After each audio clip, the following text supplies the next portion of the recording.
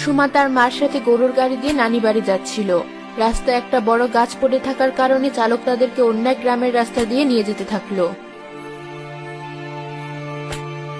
মা, এটা আবার কেমন গ্রাম? বাড়িঘরগুলো সব ভাঙা, কোথাও কোনো মানুষ নেই। এই গ্রামের উপর কার যেন অভিশাপ লেগেছে, তাই এই অবস্থা। বিপদে পড়ে আমরা আজ এই রাস্তা দিয়ে যাচ্ছি। তুই ভুলেও কোনোদিন এখানে একা আসবি না। এসেছিস তোরা ঠিকঠাক মতো? আসতে এত দেরি হলো যে? আর বলো না মা, ওই মরা গ্রামটার রাস্তা দিয়ে আসলাম আমরা। কি বলিস? তোরা ঠিক আছিস তো? হ্যাঁ মা, কতদিন পর গ্রামটা দেখলাম, হুবহু আগের মতোই আছি। সুমা, কেমন আছিস? আমি দুধ আনতে বাজারে যাব, তুইও চল আমার সাথে। ঠিক আছে, চল। দেখো কাণ্ড, আসতে না আসতেই দুই বোন বের হয়ে গেল।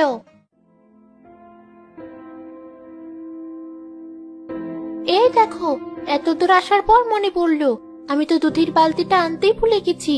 তুই এখানে একটু দাঁড়া, আমি বালতিটা নিয়ে এখনই আসছি। আচ্ছা যা। তুই কোথাও যাস না কিন্তু, আমি এখনই যাবো আর আসবো। এত রোদের ভিতর কতক্ষণ দাঁড়িয়ে থাকবো আর? যাই, ওই বড় গাছটার নিচে গিয়ে বসি। কেউ কি আছো? আমাকে বাড়ি যেতে সাহায্য করবে? জি বুড়িমা, আমি আছি। বলুন আপনি কোথায় যাবেন? একটু সামনেই আমার বাড়ি, ওখানেই যাব। আমি অন্ধ মানুষ, আমার লাঠিটা কোথায় যেন রেখেছিলাম আর খুঁজে পাইনি। তুমি একটু আমাকে আমার বাড়িতে রেখে আসবে? কিন্তু বিধি তো আমাকে বলে গেল কোথাও না যেতে। বেশিক্ষণ লাগবে না। পারবে না আমাকে এটুকু সাহায্য করতে? পারবো, আমার হাত ধরুন।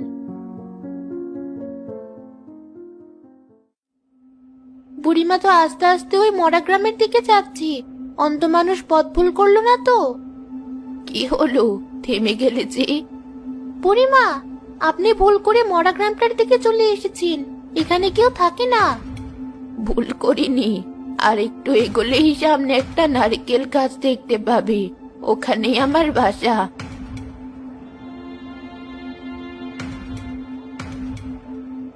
আমি আর সামনে এগোবো না, নয়তো এই গ্রামের বাকি সবার মতো আমার সাথেও ভয়ানক কিছু ঘটবে।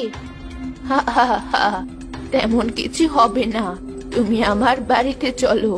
এত কষ্ট করে আমাকে এত দূর নিয়ে আসলে, কিছু আপ্যায়ন তো করতেই হয়। আমি যাব না, আপনি যান। আপনি ঠিক মতো না যাওয়ার আগ পর্যন্ত আমি এখানেই থাকবো। ভয় পেও না, আমি তো আছি। তোমার কি জানতে ইচ্ছে করে না এই গ্রামের সবার সাথে আসলে কি হয়েছিল? আমার সাথে গেলে সব জানতে পারবে।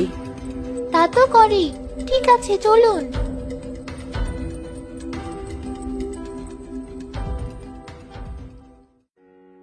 মিষ্টিটা খাও, আমি নিজে বানিয়েছি।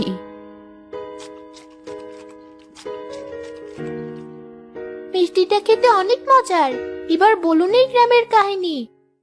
অনেক আগের কথা। এই গ্রামে শিরিন নামে এক মেয়ে থাকতো।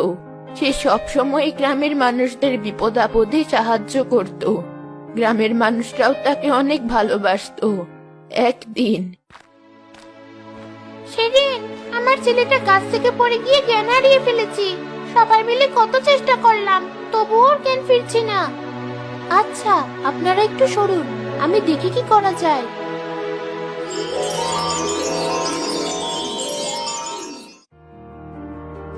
তুমি আমার বাচ্চার মাথায় হাত রাখার পরপরই ওর জ্ঞান ফিরে আসলো। তুমি না থাকলে আমি হয়তো আজ সন্তানহারা হতাম। তোমাকে অনেক ধন্যবাদ। আমাকে ধন্যবাদ জানানোর কিছু নেই। কাউকে ধন্যবাদ জানাতে হলে বিধাতাকে জানান, তার কৃপাতে আমি আপনাদের উপকার করতে পারছি। বিধাতা তোমার ভালো করো, হাজার বছর বেঁচে থাকো তুমি। শিরিন মেয়েটা যেদিন থেকে আমাদের গ্রামে এসেছে, গ্রামের মানুষদের দুঃখ কষ্ট সব প্রায় দূর হয়ে গেছে। বিধাতার পক্ষ থেকেও আমাদের জন্য উপহার। ঠিক বলেছিস। ও এই গ্রামে না থাকলে আমাদের এত রোগ বালাই কে ভালো করতো? কোনো ডাক্তারের পক্ষেও সম্ভব না এসব কঠিন রোগ ভালো করা। হ্যাঁ, শুনলাম গ্রামে জানি কোন সাধু বাবা এসেছে। সে নাকি এই গ্রামের সবাইকে বলেছে তার সাথে দেখা করতে। চল তাহলে আমরা গিয়ে ওই সাধু বাবার সাথে দেখা করে আসি।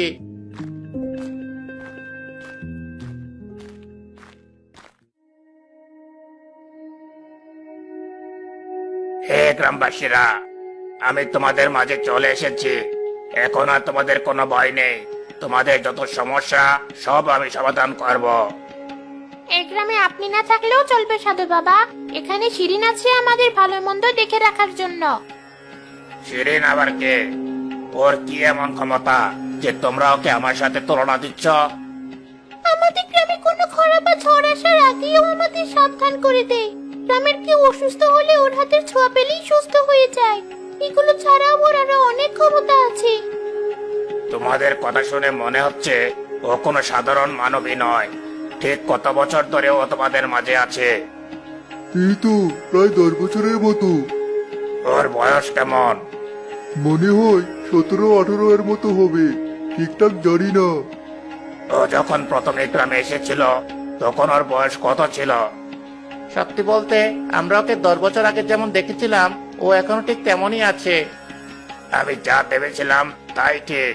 ও সাধারণ কোনো মেয়ে নয়, আসলে ও একটা ডাইনি। আপনার এত বড় সাহস আমাদের গ্রামে এসে শিরিনকে ডাইনি বলছেন?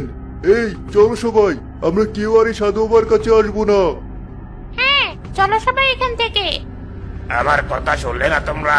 পরে অনেক পস্তাবে। ওই শিরিনের আসল রূপ আমি তোমাদেরকে দেখিয়ে ছাড়বো।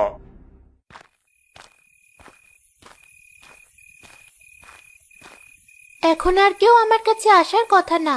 আমি আমার আসল রূপে ফিরে যাই।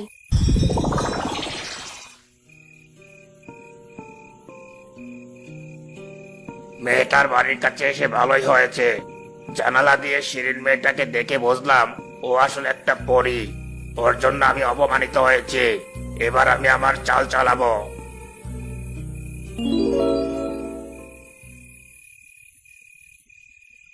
হঠাৎ এত ঘুম কেন পাচ্ছে আমার? একটু ঘুমিয়ে নি।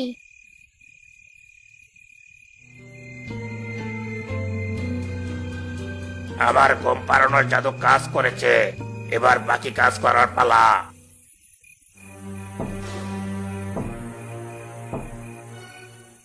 এত রাতে দরজায় শব্দ করছে কে? খুলে দেখি তো।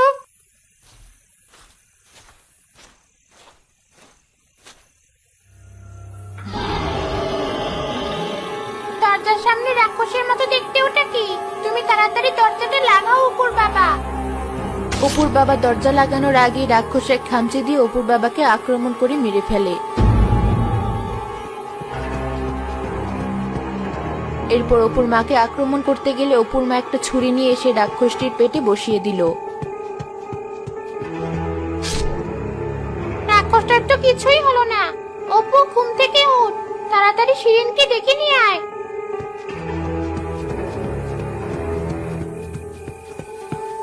কি হয়েছে মা? এই রাক্ষসটা কোথা থেকে আসলো? বাবার কি হয়েছে? এখন এত কিছু বলার সময় নেই। তুই পেছনের দরজা দিয়ে বের হয়ে তাড়াতাড়ি শিরিনকে ডেকে নিয়ে আয়। আমি এই রাক্ষসটাকে আটকাচ্ছি। ঠিক আছে মা, আমি এখনই যাচ্ছি।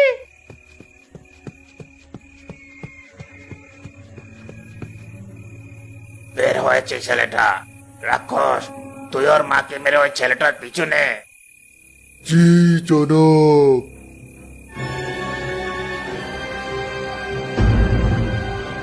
শিরিন আপু, দরজা খুলো তাড়াতাড়ি। আমাদের ঘরে এক রাক্ষস আক্রমণ করেছে, আমাদেরকে বাঁচাও। শিরিন আপু, রাক্ষসটা আমার পিছু নিয়ে এখানে চলে এসেছে। তুমি তাড়াতাড়ি কিছু একটা করো। ভয় নেই, আমি আছি তো। এখনই রাক্ষসটাকে আটকাচ্ছি।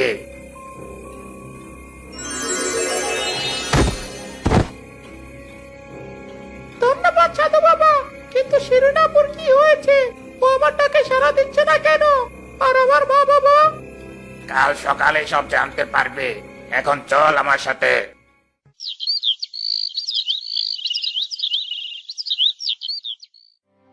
দুটো মানুষকে মেরে ফেলার পরও এই রাক্ষসকে এখনো বাঁচিয়ে রাখা হয়েছে কেন? এই রাক্ষসটা বুদ্ধিমান, মানুষের মতো কথা বলতে পারে। তাই ওর এমন করার পেছনে কারণটা জানার জন্য ওকে আটকে রেখেছি। বল, কেন তুই অপুদের বাড়িতে আক্রমণ করলি? শিরিন আমাকে পাঠিয়েছিল ওদের বাড়িতে। আর বলেছিল ওর জাদু ক্ষমতা বাড়ানোর জন্য অপুর পরিবারের সবাইকে মেরে তাদের রক্ত ওর জন্য নিয়ে যেতে। এই রাক্ষসটা মিথ্যে বলছে, শিরিন এমন করতেই পারে না। গতকাল রাতে আমি হাজারবার টাকাটাকি করার পরেও শিরিন আপু তার ঘরের দরজা খুলেনি। পরে এই সাধু বাবা আমাকে বাঁচিয়েছেন।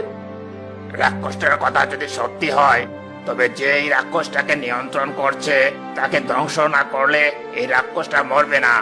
চলো সবাই শিরিনের বাসায় যাই, তাহলেই সব পরিষ্কার হয়ে যাবে।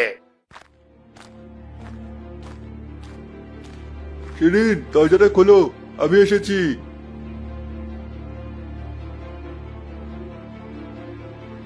এ কি, তোমার হাতে মুখে রক্ত কিসের? তাই তো, রক্ত কোথা থেকে আসলো? তার মানে ওই রাক্ষসটা যা বলেছিল তাই ঠিক, তুমি একটা ডাইনি, তাই রক্ত খাওয়ার জন্য অপর পরিবারকে মেরেছো। কি বলছেন আপনি এসব? আমি কিছুই বুঝতে পারছি না। আমাদের অবস্থার এই দাম দিলে তুমি? তোমরা সবাই এই ডাইনিটাকে ওর ঘরে পুড়িয়ে মেরে ফেলো। ওকে মারার পর যদি রাক্ষসটাও মরে যায়, তাহলেই বোঝা যাবে যে সবকিছু পিছনের হাত ছিল। আমি ওর উপর জাদু করছি যেন ও কোথাও পালাতে না পারে।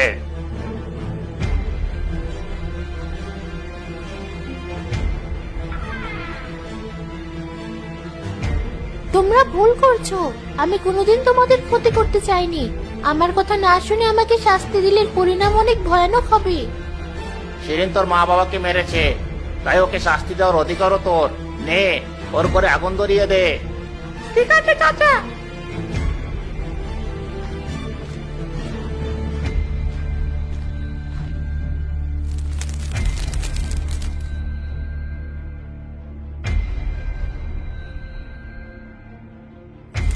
শিরিনের ঘর তো দাও দাও করে পুড়ছে, ওই রাক্ষসটার কি হলো?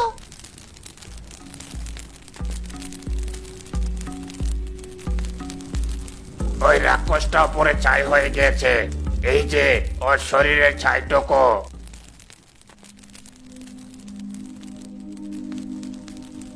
কে আমার নিষ্পাপ বোনকে কিভাবে হত্যা করলো? ও তো এই গ্রামের সবার উপকার করার জন্য এসেছিল। পরি আসলো কোথা থেকে? শিরিন একটা ডাইনি ছিল, তাই আমরা ওকে শাস্তি দিয়েছি। মিথ্যা বলছো তোমরা, ও আমার মতো একজন পরী ছিল। আমি তোমাদেরকে অভিশাপ দিলাম, যতদিন পর্যন্ত কোনো নিষ্পাপ মেয়ে তোমাদেরকে বাঁচানোর জন্য শিরিনের গলার লকেটটা নিজের গলায় পরে না নেবে, ততদিন পর্যন্ত তোমরা মৃত আত্মার মতো এই গ্রামে আটকে থাকবে। আমার কোনো দোষ নেই, আমি তো এমনি ওকে ডাইনি বলেছিলাম। গ্রামের সবাই যকে পুড়িয়ে মারবে সেটা বোঝেনি। তোমার মতো মিথ্যুকের জন্য আজ সবারই পরিণতি। তোমাকে আমি এখনই ধ্বংস করে দিচ্ছি।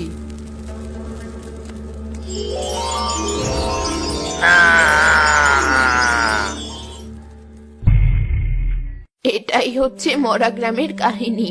আমি বাদে এই গ্রামের বাকি সবাই জীবিত হয়েও এখনো আত্মার মতো ঘুরে বেড়াচ্ছে। আচ্ছা, আমি যদি তোমাকে বলি শিরিনের লকেটটা পরেই মরা গ্রামটাকে আবার আগের মতো করে দিতে, তুমি লকেটটা পরবে কি? না, ওরা বিনা দোষে শিরিনকে হত্যা করেছে। আমি চাই ওরা আরো শাস্তি পাক। 10 বছর ধরে ওরা শাস্তি পেয়ে আসছে। আসল দোষ ছিল ওই সাধু বাবার। গ্রামে ওরা বাদেও আরো নিষ্পাপ মানুষ থাকতো, যেমন আমার ছেলে মেয়ে আর নাতি নাতনি। তুমি কি ওদেরকে বাঁচানোর জন্য হলে ওই লকেটটা তোমার গলায় পরবে না? তার মানে এটাই সেই শিরিনের লকেট? হ্যাঁ, আমি অন্ধ মানুষ। প্রতিদিন ওই পুড়ে যাওয়া বাড়ি খুঁজে যেসব পাথর পেতাম সব নিয়ে গিয়ে বাজারে আমার এক বন্ধুকে দেখিয়ে বলতাম এখানে কোনো লকেট আছে কিনা। অবশেষে একদিন এই লকেটটা খুঁজে পাই। আর এতদিন তোমার মতো দয়ালু কারোর জন্যই আমি অপেক্ষা করছিলাম যে আমাকে সাহায্য করবে। পড়বে না তুমি এই লকেট?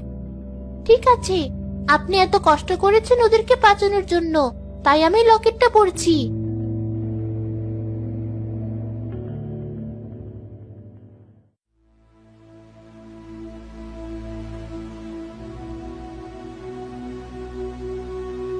সুমা, ওঠ, তোকে 5 মিনিটের জন্য এখানে অপেক্ষা করতে বলেছিলাম, আর তুই গাছের নিচে ঘুমিয়ে পড়েছিস।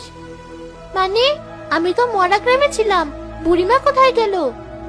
মরা গ্রাম